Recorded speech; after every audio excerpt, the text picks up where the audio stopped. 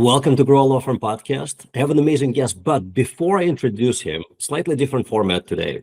I want to talk about some stats. There are roughly 1.35 million attorneys in the United States of America.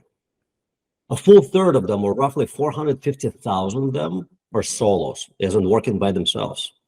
Another third, another 450,000 or so, work in small law firms, 2 to 10 attorneys.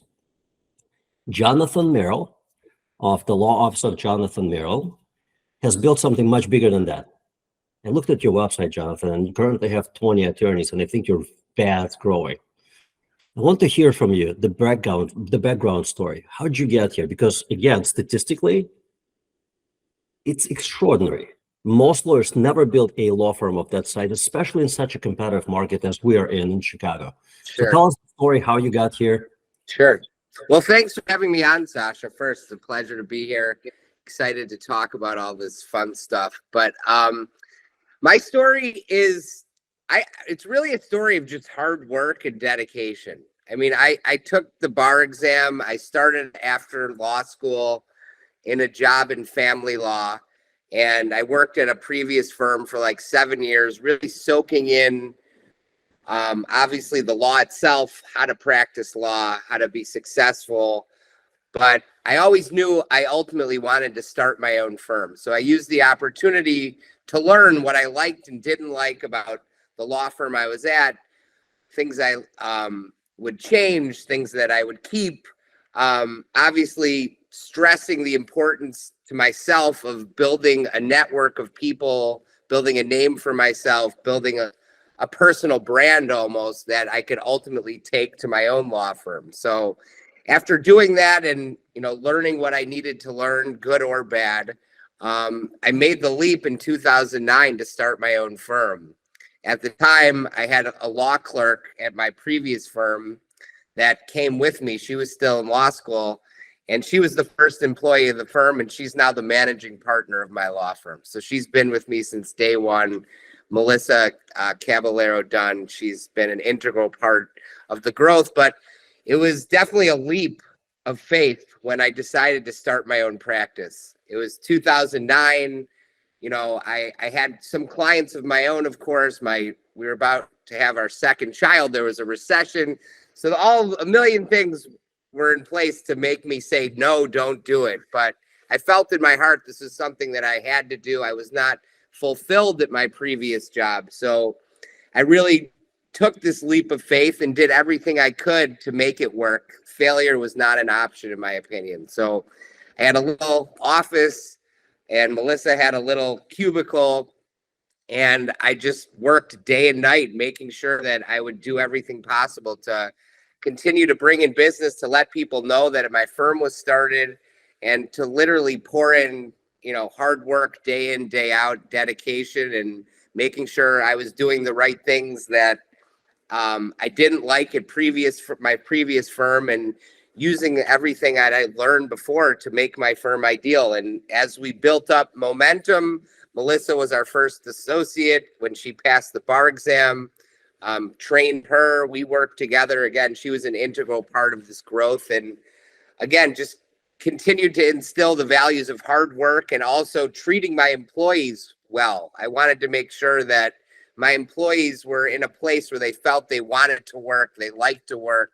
So I've always been a big proponent of making sure I create the appropriate culture in my firm to make sure my employees are happy, so I could attract the best talent, so I could maintain the best talent, so I have a very limited amount of turnover. So instilling all those values and the hard work, and not everything works perfect. You live and learn as you go through business and develop things, but over time it continued to develop. We moved into a new office, we got more people working for us, and again, by not just all the hard work, you got to do a good job, you got to get results for your clients because they're paying us to do a job. But by continuing to build the brand and to build the relationships I have with my contacts and my network, ultimately it became what it is today. And 14 years later, we're up to 20 lawyers and growing.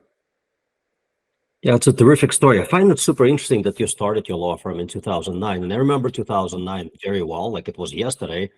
I'm fascinated with the recessions. And I remember something very unusual about that recession, and that was the fact that a lot of people could not get divorced because they couldn't split the house because Right. the house was so far underwater. So it's a precarious time to start a Yes. family law firm.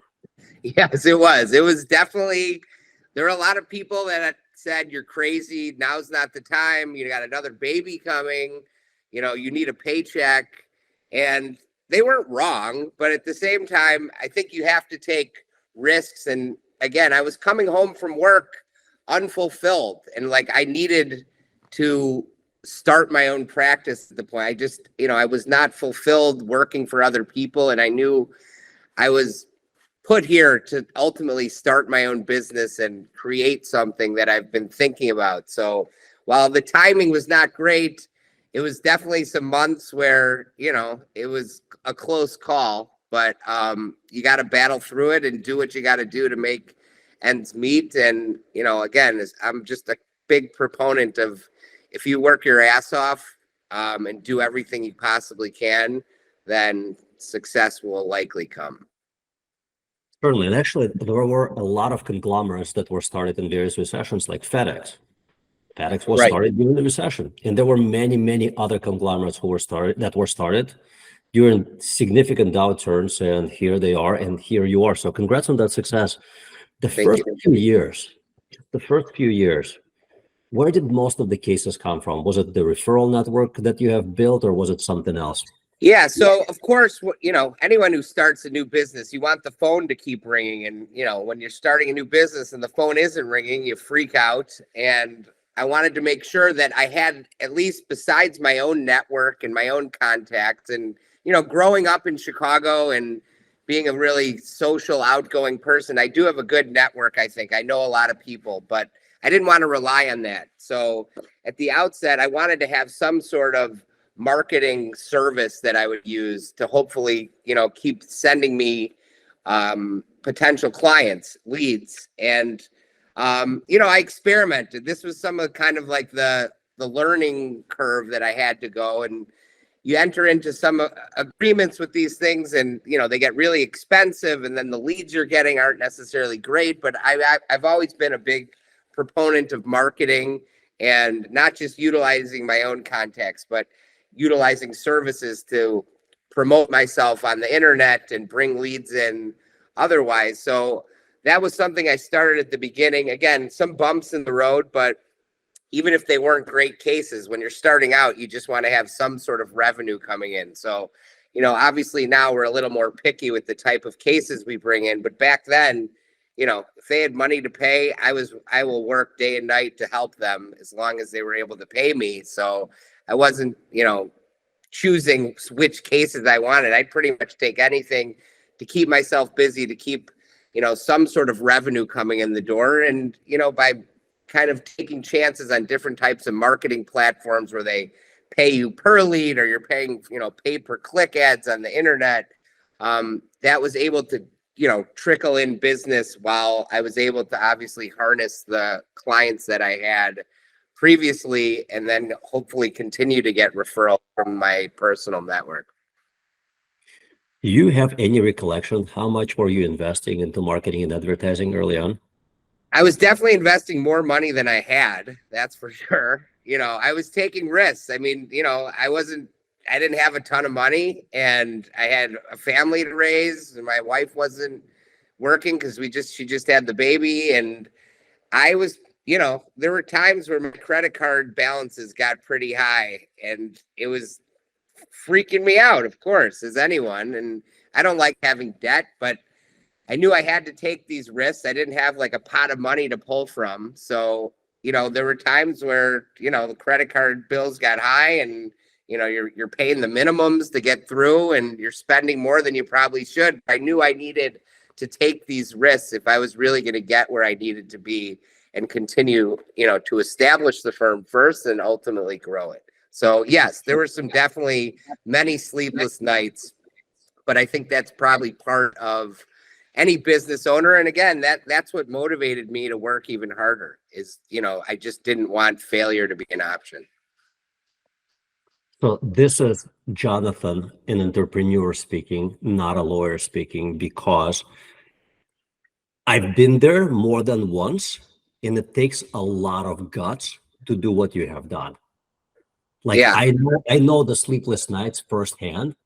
It is really, really hard. And here's what I find, because I get to talk one-on-one, probably 250, 200 attorneys per year. right. Very smart people. Low business acumen is commonplace and very low risk tolerance. And Yeah. to get to where you are, 20 attorneys, extraordinary. It requires this. You have to be gutsy. You have to have business acumen or develop it. Nobody is born with it. Yeah. And you have to take risks. Yeah. And look, it never ends. I mean, here we are almost 15 years in. I still have plenty of sleepless nights. It's not about necessarily the phone ringing, but, different problems are always exist or different worries are always going to exist for any, hands-on business owner that wants to continue to, make their employees happy, continue to obviously pay my attorneys appropriately, give them the raises they deserve, give them the compensation they deserve. So, I think any business owner is always going to have sleepless nights as long as they're, at the helm of their business. But, the problems kind of shift from one to another. But I think if you go into any business that you're starting, any sort of entrepreneur is expecting to have that, it almost motivates them. That's like the adrenaline rush that they almost need and thrive on. Not that anyone wants those sleepless nights or those, financial concerns, but again, just like any startup, you've got limited funds to use and you want to make sure that you're using them appropriately. But along with that comes risk taking, which I think, not just reckless risk, but calculated risks that you hope pay off. It's such an interesting point. And often when I speak with solo attorneys, I question their decision-making process when they decide to go on their own, because years and years and years into managing a business, it doesn't look like a business. It's simply a job with additional stress, and they're not looking to grow. And then the question is like, why? That's a great point. I never even thought about that. That's really a great point.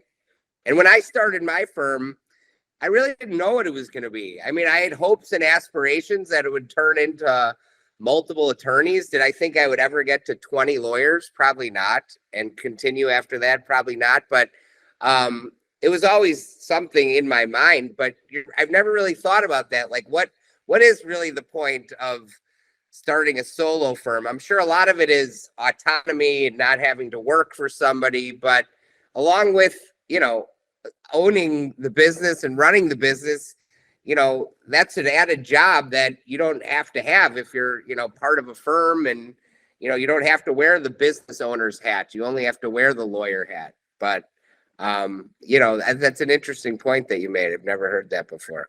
Yeah, I've been a business owner now. I've owned 4 businesses. One was ridiculously successful, and I sold it very well, actually, circa 2009. 2009. Amazing. Yeah, financial services. When everyone else was collapsing, we were growing Oh, terrifically. amazing.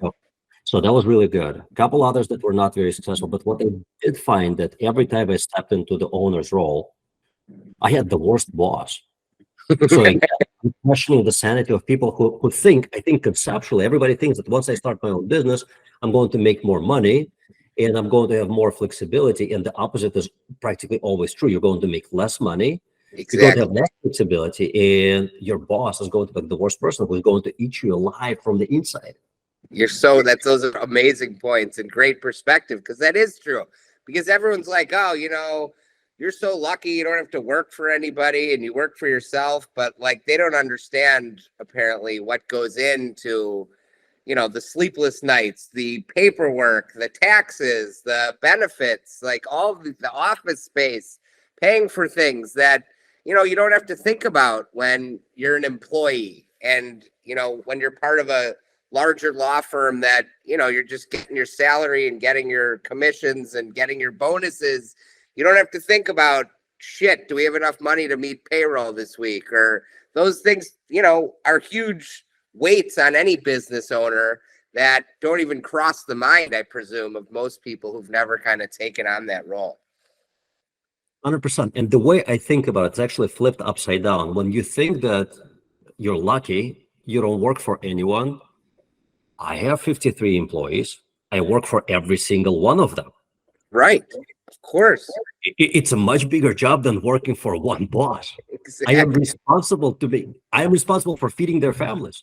I screw up, it's on Absolutely. me, and I have so much more responsibility. So I Yeah. think that And I it's never lose sight of that either, because I think that, again, it just, not that I need to look for motivation at this point, but I want to provide the best possible compensation and life for my employees as I do for my own family.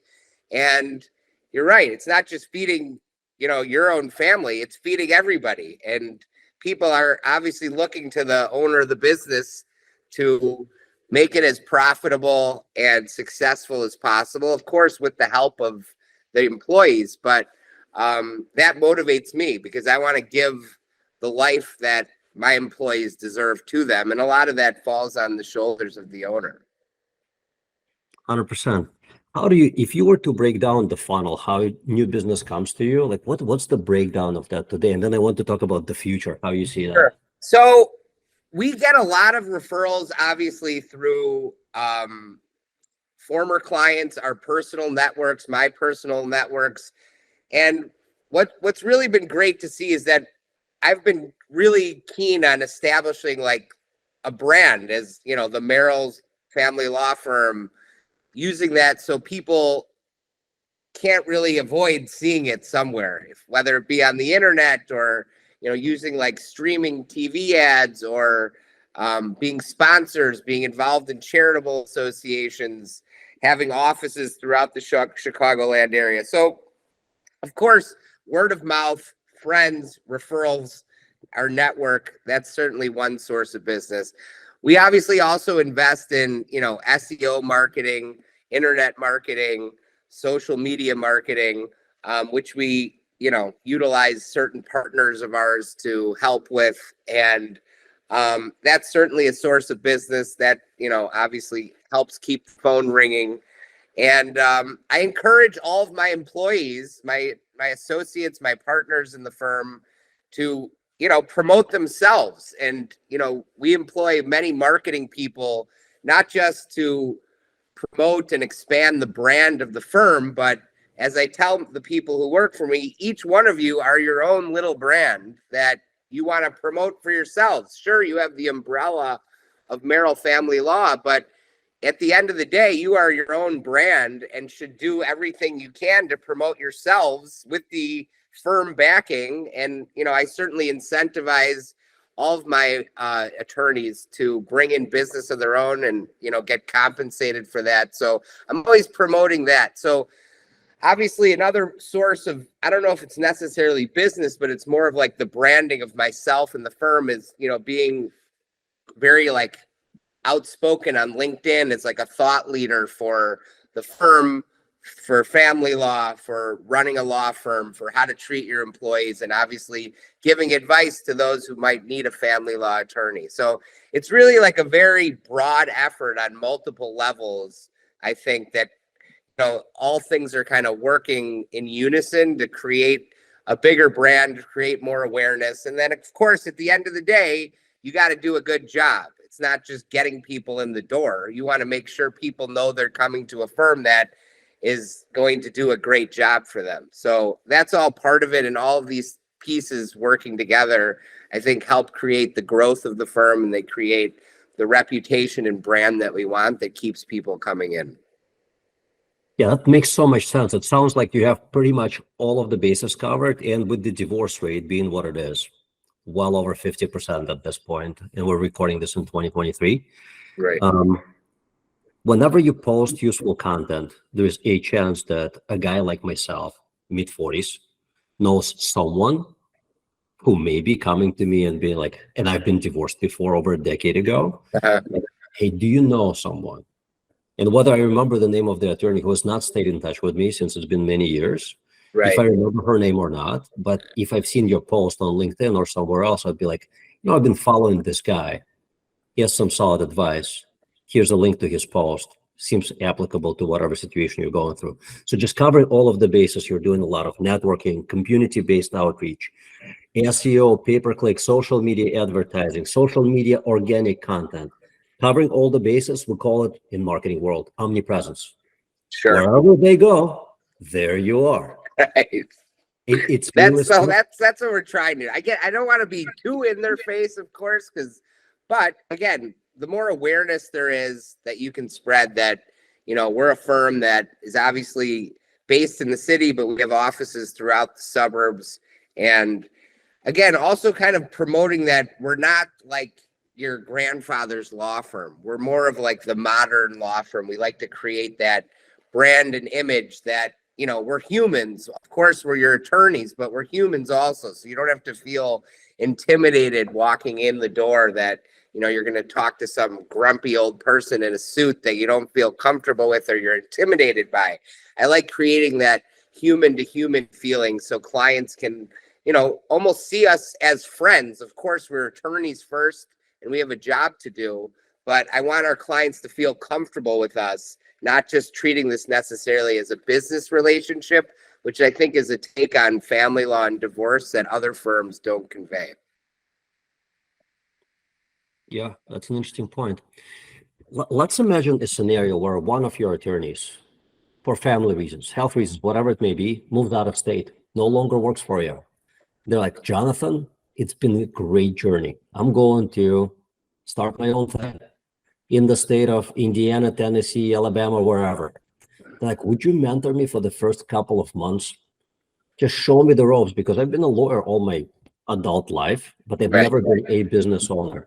What are the top 3 things that you're going to tell them to do to set them up for success? Because it's, again, most attorneys, and I found it fascinating when I first looked at the data from BLS, the most recent data that I've seen, median income for an attorney and median experience for an attorney is something like 20 something years, and median income is just under $128,000 a year, which if you've been at a job, a professional job, making 128,000, you and I live in Highland Park, Illinois. Right. It's not going to get You're very not doing far. well.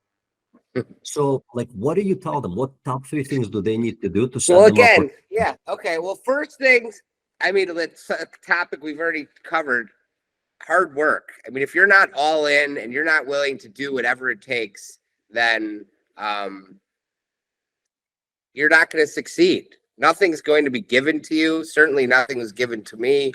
And if you're not all in and, living and breathing this thing and making it like a child that you're raising, then that's not going to work. So I think you need that work ethic if you really want to have a successful business in any business. The second bit of advice would be to take risks. Another thing I spoke about. Not everything's going to be a sure thing, but I think you have to take calculated risks and take chances that hopefully, you make at an educated basis. But if you just kind of stay the course and, never take that chance, I remember like every time I would do something to expand my business, I'd be terrified. Do I have enough money to pay for my first associate? Are we going to hire another person as a receptionist? Even still today, hiring a marketing director, is that something we can afford? Is it going to make sense? Those I consider are risks. Taking on new people, getting that new office space, upgrading your network, all these things, buying new computers, things that, cost money that are ultimately out of your pocket, which are likely risks, incurring debt. These are all risks that I think any smart business owner at some point has to take. And if you calculate the risks and take the right risks, then I think, most of the time, hopefully they will pay off. There will be those sleepless nights like we talked about, but that's what you're getting into when, you're taking on any business. And then the third bit of advice, which I've always done, is hire good people and treat them well. I'm a firm believer that your business is only successful as the people that you have working in it.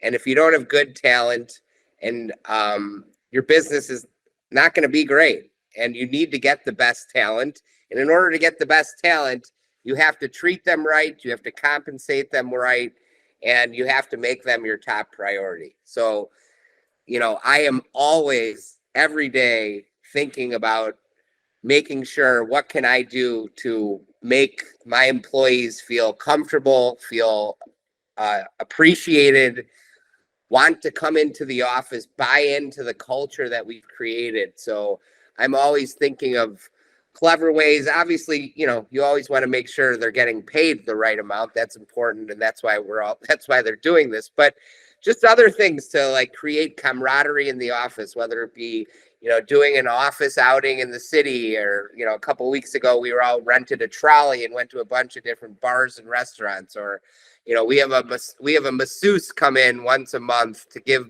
chair massages to everybody. So things like this, which, if you talked about these things 20 years ago, people would have said you're nuts, but this is the world we live in. You really want to make people feel at home, and especially in the age of working from home, which I've never been a big proponent of, even though we offer some sort of minor hybrid, but I've always felt like people should be in the office and want to be in the office, and being around your colleagues and bouncing ideas off each other and mentoring our younger attorneys and just being there for each other day after day in the office, as opposed to being at home, is all part of creating a good work culture that, breeds success. Solid advice. 3 things: go all in, take risks, get the best people you can, make sure that you build an internal community with a lot of camaraderie. Yeah. Where do you see your firm in 5, 10, 15 years? Well, I see our firm continuing to grow.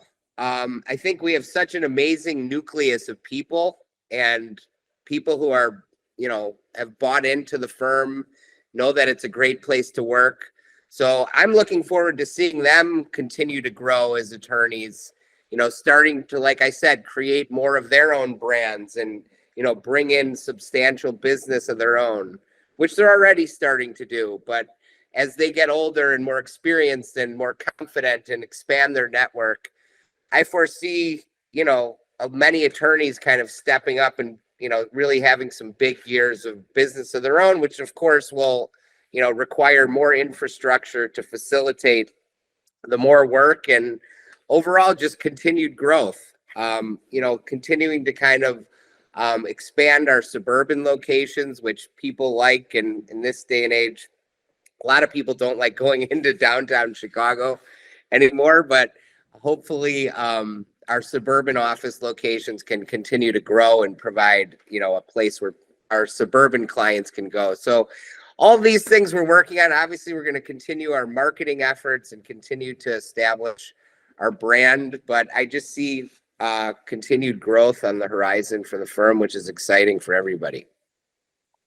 I have an idea. You might have already thought about this, but your advice as far as growing the business, one thing that you talked about, which is taking risk, is I think it would be very controversial for most lawyers, and they really need to get that inside of them and understand that it's just part of it.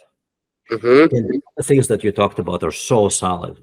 When I think about expanding a referral network, professional network of other attorneys who are sending you business, you might have thought about this before. Write a book for lawyers, how to grow their business. You have already accomplished something that most lawyers never will. Just show them the ropes and send it out and build a community. Maybe teach some classes for lawyers. Yeah. I love this part of my job is the most fulfilling. I've had, through LinkedIn or other places where people I know or people I don't even know, whether it be family law or other areas of the law, a lot of people have reached out and asked for advice about taking that first step. And a lot of them, I see myself, it's very scary and you're worried about taking that step. And I remember like it was yesterday, how terrifying it is when you walk out that door of your old job and it's just you and no one's giving you a paycheck just for showing up every day. That's a feeling I'll never forget, but it's a feeling that, again, just fueled the fire of mine more. But I love telling my story and, giving as much advice as I can to people who are doing that. So that's not a bad idea at all. Plus, you already took the first step, the 21st step, the 101st step. Again, most lawyers will never have a 20-attorney law firm, and you're growing rapidly. I looked at your roster. You've added quite a few people just last year alone. So you're doing a lot of things right, which most people will not figure out how to do on their own. So start building the legacy within the community, and also keep expanding the reach. Maybe one day there will be a Morgan of family law. Yeah, exactly. That's a whole other thing that I've actually talked to other divorce lawyers in other cities about, just like having more, because you don't see those national family law firms with, which again, if you have the right people establishing them, it's not hard to set up law firms throughout the country that can follow the same type of values and philosophy, and hopefully provide the same level of service to the clients. Yeah, I'm just listening to you and I'm thinking, like, if there was anyone in family law who could do it, he probably could. You've built already such a solid foundation. And John Morgan didn't build it in like 5 years. It took him a decade. But he got there, and now he has the largest PI firm probably in the world. I know for sure in this country. Oh, for sure. I mean, nobody's bigger than Morgan. Nobody's bigger than Morgan. Jonathan, this was so much fun. If an attorney or a prospective client wanted to find you, how would they find you? Easiest way is our website, which is the easiest domain we have is chicagodivOrce.com. Go to Chicago Divorce. You can find information about me and everyone on our team, and feel free to reach out. I'm also on LinkedIn. Hard to miss because I post so much, but I'm happy to talk to anyone who's interested in starting their own law firm, or they have started it, have questions. I'm always looking to learn new things, so I definitely don't know everything. So I love just talking to people about the business of law, people like you, Sasha, and I'm open to talk to anybody who wants. Thanks so much. This was very insightful, like super insights. I'm so glad that you were on this podcast. I appreciate you having me. We got to get together. We're in the neighborhood. But we just found this out right before we started recording. I'll send you an email, and we'll get together. I'd love that. And that's a wrap. This was like terrific. You're such a smart business guy. It's so rare that I meet anyone from this industry that knows half of what you know. Well, I appreciate that. It's great. All of your success. It was a pleasure and honor to be talking with you on this, and we definitely got to get together. Let's grab a drink or dinner or whatever. Yeah, let's do it later in May. I'm going out of town all of next week, but after that, I'll send you an email. The weather's finally nice. I'd love Perfect. Thank you so much. My team usually has a turnaround time of about 3 weeks on production of the podcast. They'll share with you the audio, the video, screenshots. Great. I will promote it everywhere. I promise you that. Perfect. Thanks, Jonathan. All right. Look forward to getting together. Thanks again, Sasha. Likewise. Take care. Bye-bye.